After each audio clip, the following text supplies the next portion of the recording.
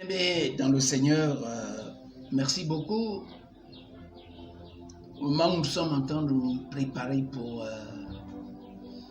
la Pentecôte qui pointe à l'horizon, le Seigneur, par sa grâce, nous inspire dans le livre de Actes, chapitre 1, verset 4. On va le lire. Il nous dit ceci. Comme il se trouvait avec eux, il leur recommanda de ne pas s'éloigner de Jérusalem, mais d'attendre ce que le Père avait promis.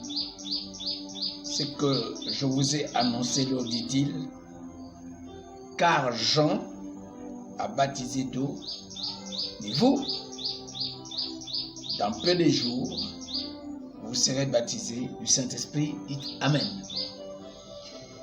En réalité, nous regardons ici le Seigneur après sa mort, son asservissement, sa résurrection, et nous savons tous qu'il s'est montré à ses disciples et il leur a fait le plus grand séminaire que le monde n'ait jamais connu pendant 40 jours. Et les 40 jours ne sont pas des jours gratuits. Cela répond à la loi,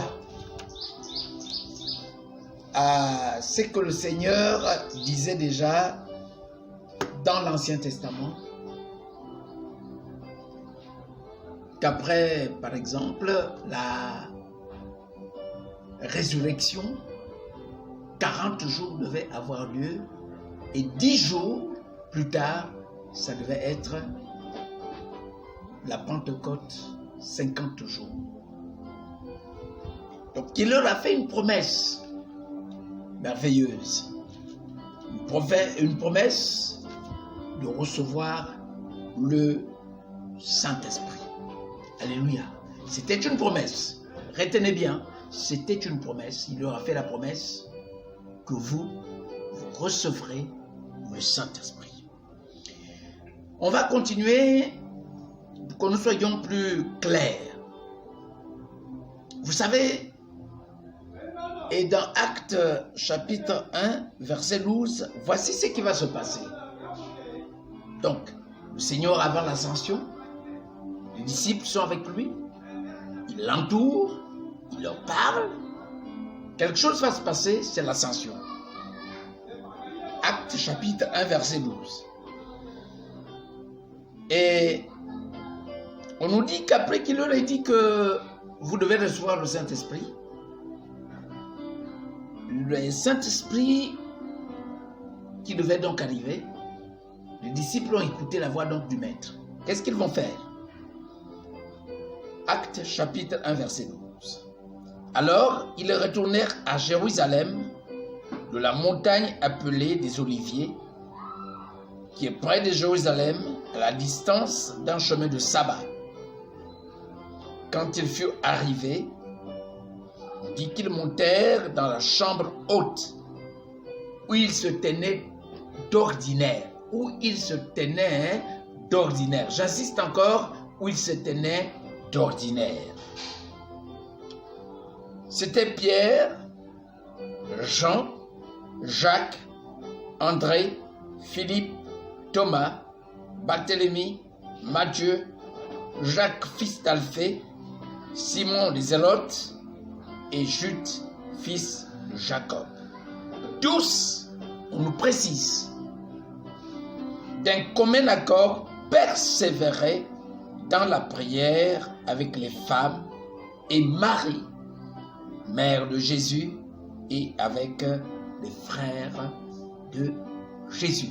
Retenez que c'est très important. On nous dit, donc il y a deux choses que je retiens. Un, le Seigneur leur fait la promesse. Il leur dit, vous devez être à Jérusalem, vous devez recevoir le Saint-Esprit.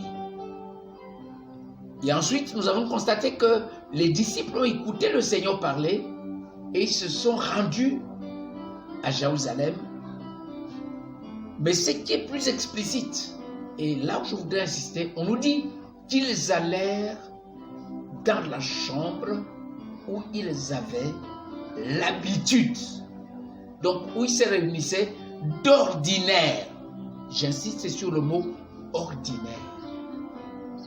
Ordinaire. Ça signifie que c'est un endroit connu de Jésus.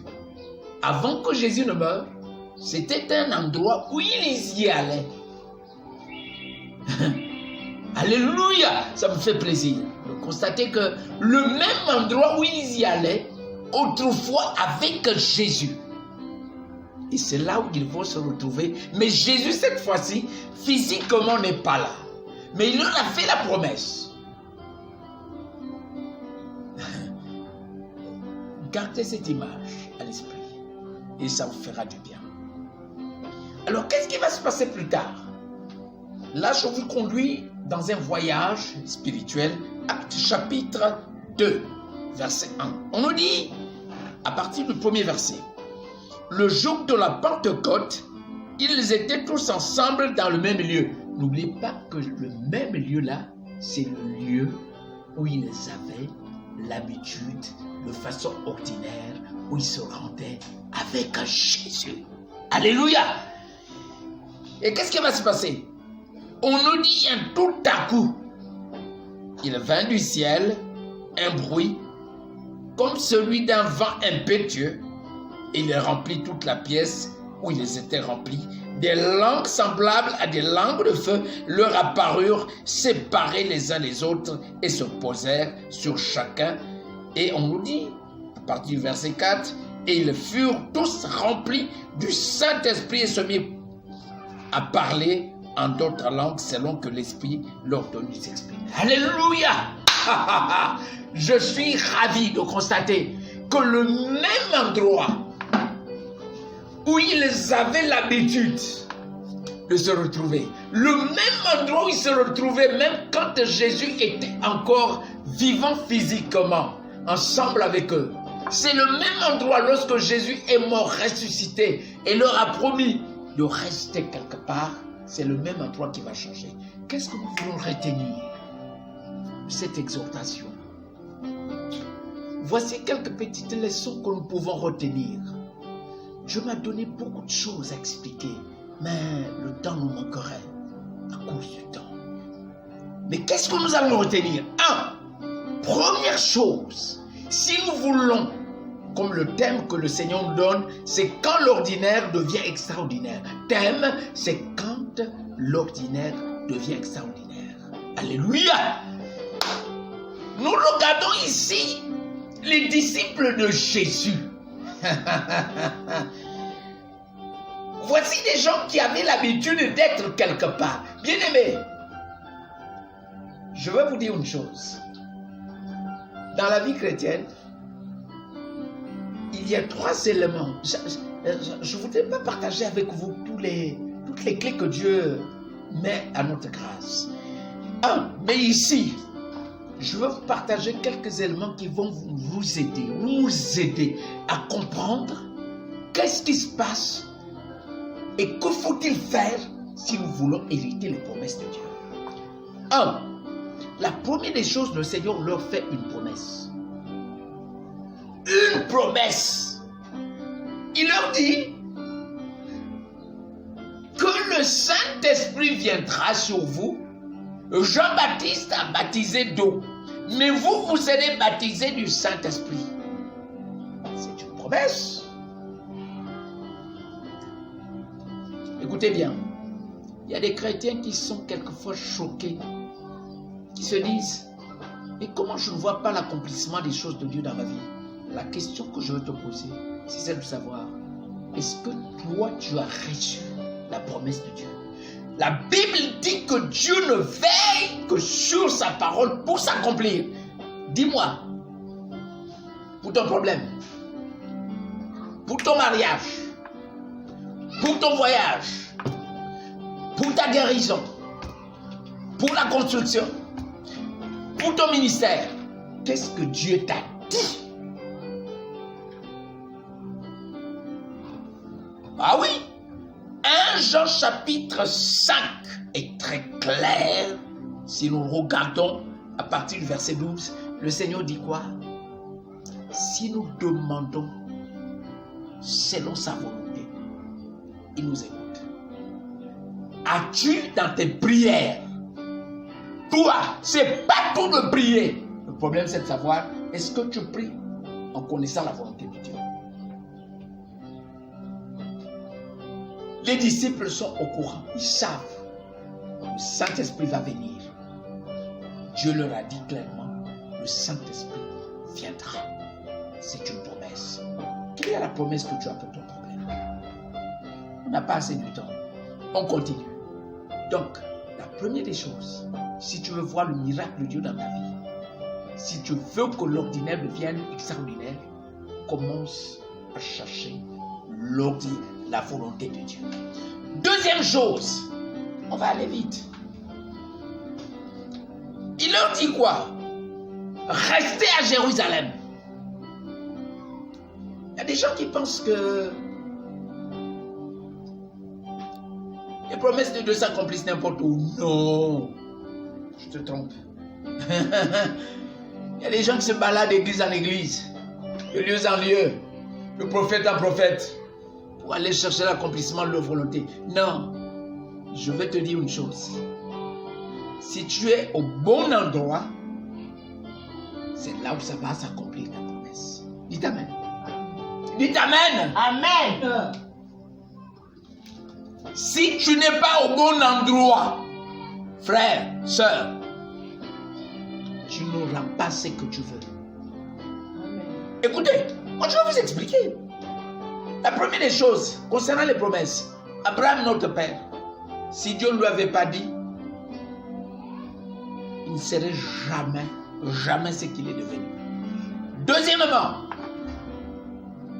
il lui a dit qu'il faut partir du lieu où tu es. Genèse 12. S'il ne quitte pas la maison de son père pour aller à Canaan, là où Dieu le veut, frère, tu n'arriveras pas. Si tu crois que ta vision, ta promesse, tes attentes vont s'accomplir au lieu où tu es sans que Dieu ne veuille que tu sois là, frère, tu seras frustré. Est-ce que tu sais là où Dieu veut que c'est qu'il veut faire pour toi? Tu sais l'endroit? Abraham doit partir de quelque part pour arriver quelque part. C'est à Canaan. C'est pas Ur de Chaldée. S'il reste là-bas, il sera Abraham. Il ne sera pas Abraham. Père de la multitude. Ta bénédiction, l'accomplissement des promesses de Dieu ne s'accomplira que lorsque tu seras au lieu où Dieu a voulu. Jérusalem, si les disciples ne sont pas là à Jérusalem, s'ils disent, oh écoutez, nous allons partir à Bethléem, là où tu es né, s'ils disent que nous allons nous retrouver quelque part d'autre, à Galilée, frères, sœurs, ils ne vont pas recevoir la promesse de Dieu. Amen. Alléluia. Amen. C'est à l'endroit où Dieu a indiqué. Une promesse, un endroit. Amen. Tous les arbres ne fleurissent pas au même endroit. Si tu prends un manguier qui va fleurir dans un pays tropical, si tu l'amènes dans le désert, il ne va pas fleurir, il ne produira pas les mêmes fruits. Et c'est pourquoi j'ai toujours dit, chaque ministère ne sera productif qu'à l'endroit où Dieu a placé l'arbre qu'il veut. Pourquoi? Parce que le Seigneur a dit lui-même, je vous ai choisi, je vous ai établi, afin que vous alliez et que vous portiez du fruit et que votre fruit demeure. Si nous voulons voir le fruit, soyons à l'endroit. Si nous ne sommes pas à l'endroit où Dieu a indiqué, bien aimé, ne faisons pas les choses selon les hommes. Laissons les gens être à l'endroit où Dieu a indiqué. Sinon le reste, c'est la volonté humaine. Dites Amen. Amen. Il faut que les disciples soient à Jérusalem si on veut voir le Saint-Esprit. Donc, comprenez bien, promesse. Si tu n'as pas la promesse de Dieu, tu n'auras rien. Tu es dans la présomption Deuxièmement, il faut que tu sois à Jérusalem, à l'endroit. Père Abraham doit être à Canaan. Joseph doit être en Égypte. Si Joseph n'est pas en Égypte, il ne sera pas une bénédiction. Nous avons besoin que chacun soit à son endroit. Alléluia. Amen. Les disciples devaient attendre à Jérusalem. Mais qu'est-ce que ça peut signifier pour nous, bien-aimés? Il y a beaucoup de gens qui papillonnent d'église en église. J'ai compris. Je suis converti en 95. Je n'ai pas honte de le dire. Je n'ai connu pour assembler que la CCE, la communauté. J'ai connu mes enseignements de base là. J'ai grandi là. Je sais ce que Dieu m'a dit. Je suis là. La Bible dit que ne soyons pas de ceux-là qui abandonnent leur assemblée. Je vais être. Bien aimé, il y aura tout ce qu'il y aura. Ça fait partie de la croissance. C'est pourquoi je dis souvent, il y a des gens qui sont en train de chercher leur bénédiction. Mais est-ce que là où vous êtes partis, est-ce que c'est Jérusalem? Est-ce que le Seigneur a dit que c'est là où vous devez attendre ce qui va venir du ciel?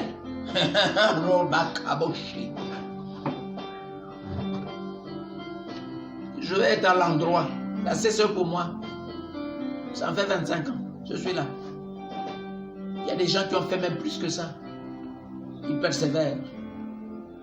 Bien-aimé, même si tu n'as pas encore vu, attends, on a dit c'est à Jérusalem. Dites Amen. Amen. Dites Amen. Amen. Dites Amen. Amen. Il leur a dit, attendez à Jérusalem. Il leur a pas dit aller attendre à Galilée. Le temps d'aller attendre à Galilée viendra après la résurrection. Mais pour l'instant, c'est à Jérusalem. Oh, que ceux qui ont des oreilles attendent.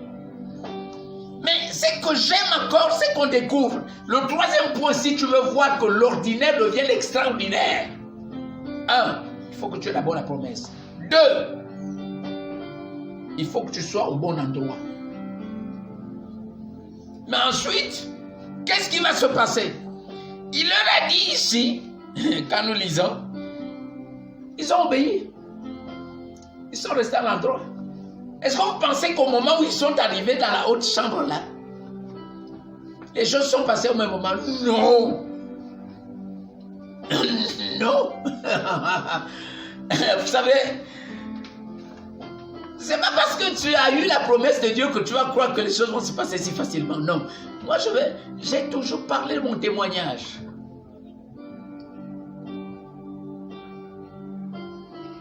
Dès que j'ai connu le Seigneur, on m'a dit que je serais ceci. Les 20 ans sont écoulés. J'ai vu. Il y a beaucoup de gens. Demandez au pasteur Germain. Demandez au pasteur Martial. Demandez au pasteur Jacquard. Tout ce que Dieu leur avait dit en ce leur camp.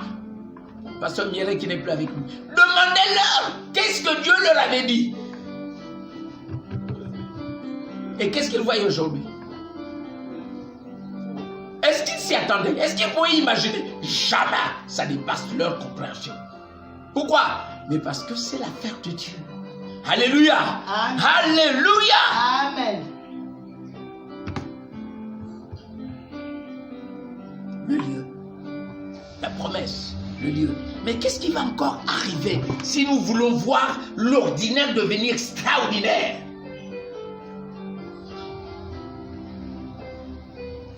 Le lieu de la promesse. Tous les arbres ne fleurissent pas au même endroit. On a dit à Jérusalem. C'est à Jérusalem. Bien-aimé, Dieu est précis.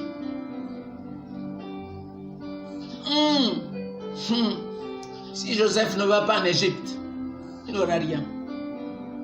Il ne sera jamais utile à quelqu'un. Ah oui, oui. Ah oui. Frère, tous les problèmes que nous avons aujourd'hui, c'est parce que nous nous déplaçons. Est-ce que nous sommes à l'endroit? Il y a beaucoup de gens qui disent, mais je dis, la CCE n'est pas parfaite. Les églises ne sont pas parfaites. c'est dirigé par les hommes. Est-ce que nous ne pouvons pas nous supporter? Je ne partirai pas. Et toi qui es sorti, mon frère, revenons. Discutons avec les papas. Restons ensemble. Et quelquefois, tu es en train de papillonner à gauche, à droite. Les choses ne s'accomplissent pas. Tout simplement parce que l'endroit, on a dit à Jérusalem. Mais qui sait? Ta destinée, c'est la CC. Reviens, s'il te plaît. Reviens! On est tous tentés dans la chair d'aller plus loin. Attention. Que dit Dieu? Que dit Dieu? Gloire à Dieu. Et on a dit, quand on est revenu au lieu, qu'est-ce qui va se passer? On nous dit qu'ils montaient dans la chambre où ils avaient l'habitude. Oh! L'habitude. Vous savez, c'était ordinaire. C'est ce que j'ai lu ici. On nous dit que c'était dans la chambre. Je le répète dans Actes chapitre 1, verset 13. On nous dit, quand ils furent arrivés, on nous dit qu'ils montèrent dans la chambre haute où ils se tenaient d'ordinaire. Voilà une chose ordinaire. Ça signifie quoi? C'est pas pour la première fois que les disciples sont arrivés là. Jésus même est rentré là. Ils avaient l'habitude. C'était ordinaire. Mais je bénis Dieu. Qu'est-ce qui va se passer?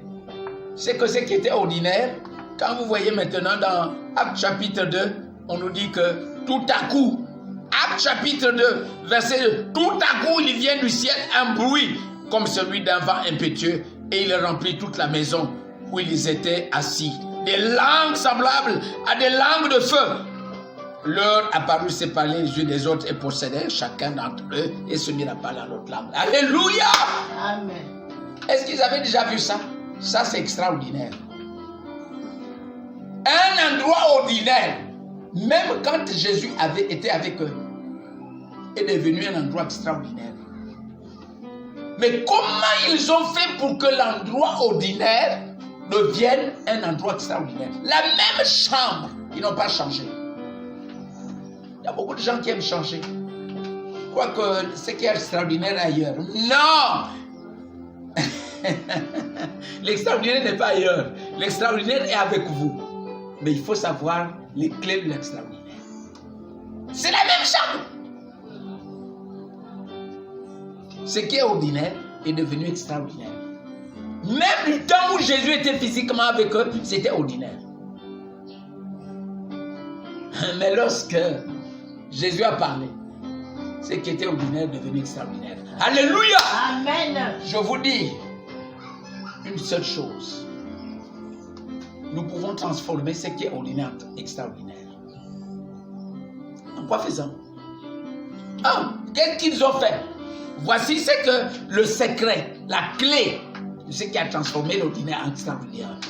Non seulement que le Seigneur a parlé. 2, non seulement que les disciples ont obéi, mais voici ce qu'ils ont fait. La Bible nous dit ceci. On nous dit que lorsqu'ils sont entrés, par exemple, Actes chapitre 1, verset 14. Tous d'un commun accord persévéraient dans la prière. Alléluia. Ils persévéraient dans La prière.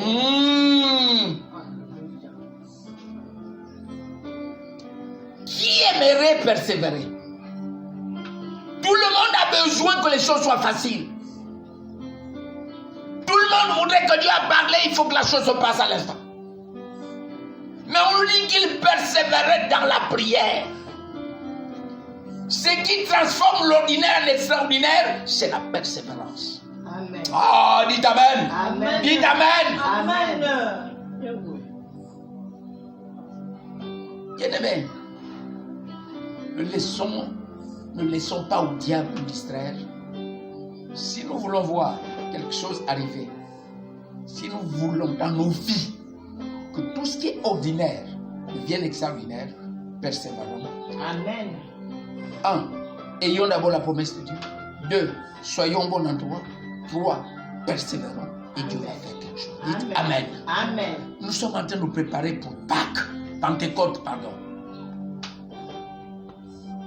Si pendant cette semaine,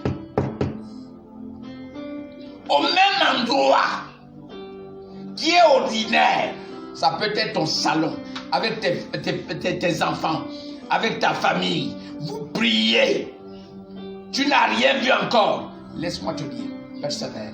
D'ici dimanche, je ne sais pas ce qui va se passer, l'ordinaire peut se transformer en extraordinaire. Dites Amen. Amen. Que Dieu vous bénisse. Amen. Père Dieu Tout-Puissant, toutes les familles, toutes les personnes qui suivent cette vidéo, quel que soit l'endroit où ils sont, dans le nom de Jésus, je ne sais pas ce qu'ils veulent voir être transformé. Nous avons dit que le thème, c'est transformer les choses, c'est faire que l'ordinaire devienne extraordinaire. Au nom de Jésus, même si c'est un problème spirituel, même si c'est un problème matériel, même si c'est un problème financier, dans le nom de Jésus, j'ordonne qu'il y ait une transformation. Au nom de Jésus, recevez la grâce, recevez la bénédiction, soyez bénis, que le miracle de Dieu vous atteigne là où vous êtes, au nom de Jésus. Amen. N'oubliez pas, dimanche, nous serons en direct. Il y a un message que Dieu nous a donné. J'ai une prophétie pour vous. Que Dieu bénisse.